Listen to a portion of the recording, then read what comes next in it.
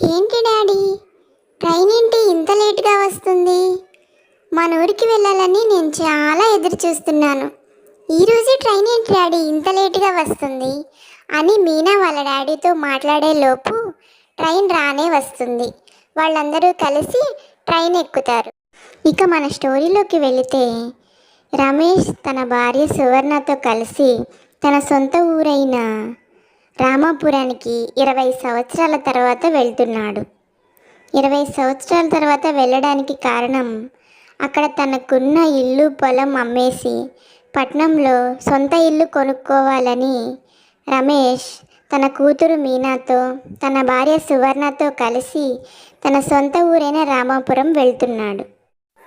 ఇంతలో మీనా రమేష్ని ఇలా అడుగుతుంది, డాడీ, మనం ఎందుకని ఇన్ని సంవత్సరాల నుంచి మన ఊరు వెళ్ళలేదు? ఎందుకని ఒక్కసారి కూడా, ఒక్క సమ్మర్ హాలిడేస్కి కూడా, ఒక్క ఫెస్టివల్కి కూడా నన్ను మన ఊరు తీసుకెళ్ళలేదు? నేను చాలా మిస్ అయ్యాను డాడీ మన ఊరిని. అందరూ వాళ్ళ అమ్మమ్మ తాతయ్యల ఊరు వెళ్తారు, కానీ నేను మాత్రం హాలిడేస్లో కూడా మన ఇంట్లోనే ఉండేదాన్ని. అసలు మనం ఎందుకని ఇన్ని సంవత్సరాలు మన ఊరు వెళ్ళలేదు? రీజన్ చెప్పు డాడీ. అలా ఏం లేదు బేబీ, నాకు నువ్వు పుట్టిన వెంటనే టౌన్లో జాబ్ వచ్చింది, అందుకని మనం టౌన్కి వచ్చేసాం. ఆ తర్వాత మీ బామ్మ తాతయ్య ఇద్దరు కూడా చనిపోయారు. ఇంకా మనకు అక్కడ రిలేటివ్స్ ఎవ్వరూ లేరు, అందుకే మనం మన ఊరు వెళ్ళటం లేదు. అంతకు మించి పెద్ద రీజన్ ఏమీ లేదు బేబీ, నువ్వు దీని గురించి ఎక్కువగా ఆలోచించకు అని చెప్తాడు. కొద్దిసేపటికి మీనా ట్రైన్లో కూర్చొని బోర్ కొడుతుందని తలుపు దగ్గరికి వస్తుంది. అక్కడ నుంచి తన బ్యాగ్ పొరపాటున చేయి జారి ట్రైన్లో నుంచి బయటకు పడిపోతుంది. అయ్యో, నా బ్యాగ్ పడిపోయింది, నా ఇంపార్టెంట్ వస్తువులన్నీ ఆ బ్యాగ్లో ఉన్నాయి అంటూ తిరిగి మమ్మీ డాడీ దగ్గరికి వస్తుంది. తన బ్యాగ్ గురించి మమ్మీకి చెప్పి బాధపడుతుంది మీనా. ఇట్స్ ఓకే బేబీ, పోతే పోనివ్వు, మనం ఏం చేద్దాం? ఇది ట్రైన్, ఎంత దూరంలో పడిందో కూడా తెలియదు. ఏం పర్లేదులే, కార్డ్స్ అన్నీ మళ్ళీ అప్లై చేసుకుందాం, వదిలేసేయి, దాన్ని పట్టించుకోకు బేబీ.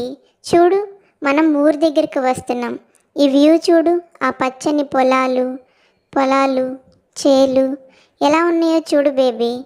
ముందు నువ్వు నేచర్ని ఎంజాయ్ చేయి, బ్యాగ్ విషయాన్ని మర్చిపో అని చెప్తుంది. ట్రైన్ దిగి అందరూ ఇంటికి వస్తారు. ఇల్లుని చూసి మీనా చాలా సంతోషపడుతుంది. డాడీ, ఈ ఇల్లు చాలా బాగుంది డాడీ, ఇన్ని సంవత్సరాలు ఈ ఇంటిని చాలా మిస్ అయ్యాను అని డాడీతో చెప్పి సంతోషపడుతుంది.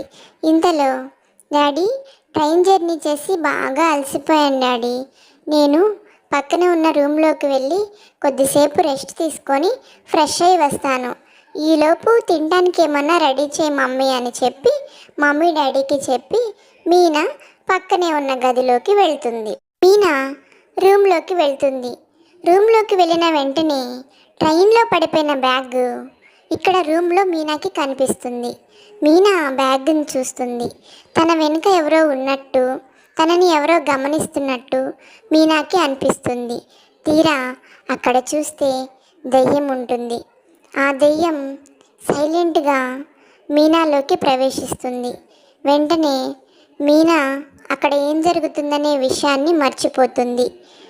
దెయ్యం మీనాలాగా మారి తను వాళ్ళ నాన్న దగ్గరికి వెళ్తుంది. హాల్లో కూర్చున్న డాడీ దగ్గరికి కత్తి తీసుకొని అతన్ని పొడవడానికి మీనాలో ఉన్న దెయ్యం అక్కడికి వెళ్తుంది. వెంటనే చూస్తారు. బేబీ, మీనా, నువ్వు నన్ను చంపాలనుకున్నావా? నీకేమైంది బేబీ? ఎందుకు ఇలా ప్రవర్తిస్తున్నావు?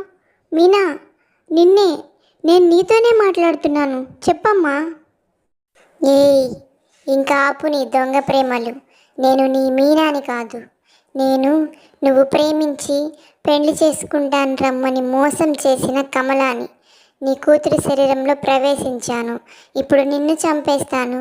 కొద్దిసేపటి తర్వాత నీ కూతుర్ని, నీ భార్యని, అందరినీ చంపేస్తాను. 20 సంవత్సరాల నుంచి నువ్వు ఎప్పుడెప్పుడు ఈ ఊరికి వస్తావా, ఎప్పుడెప్పుడు నీ మీద పగ తీర్చుకోవాలని ఎదురు చూస్తున్నా నీ చేతిలో మోసపోయిన కమలను. ఆ రోజు స్టేషన్ దగ్గరికి రా, మనిద్దరం పెండ్లి చేసుకుందామని చెప్పి ఆ రోజు నువ్వు రాకుండా వెళ్ళిపోయావు.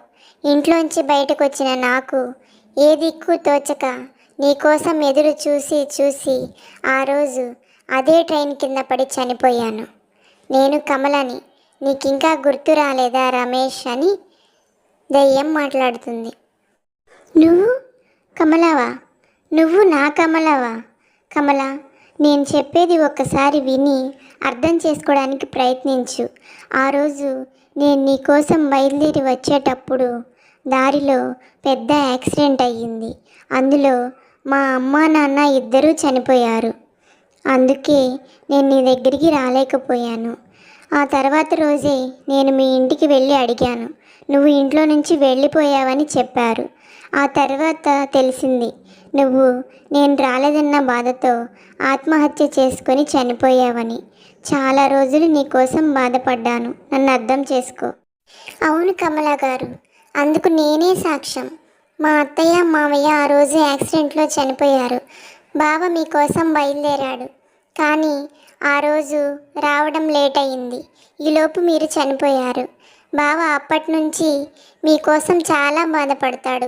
ఈ విషయాలన్నీ నాకు అప్పుడే 20 సంవత్సరాల క్రితమే బావ చెప్పాడు. ఈ ఊరొస్తే మీరు గుర్తొస్తారు, మీ జ్ఞాపకాలతో బాధపడతాను అనే కారణంతోనే ఇన్ని సంవత్సరాలు కూడా మేము ఈ ఊరికి రాలేదు. అర్థం చేసుకోండి అని చెప్తుంది. కమల అర్థం చేసుకొని మీనా శరీరం నుంచి బయటకు వెళ్ళిపోతుంది.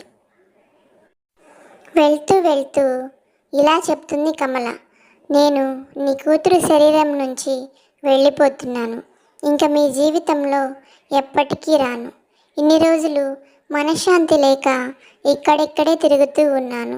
ఈరోజు నాకు నిజం తెలిసింది కాబట్టి ఇంకా మనశ్శాంతిగా నేను మీ నుంచి దూరంగా వెళ్ళిపోతున్నాను.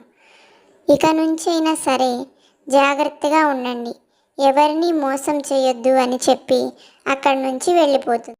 ఇలాంటి ఒడిదుడుకులు ఎన్ని వచ్చినా సరే కష్టసుఖాల్లో ఒకరికి ఒకరు తోడుంటూ ముందుకు వెళ్ళటమే జీవితం అంటే.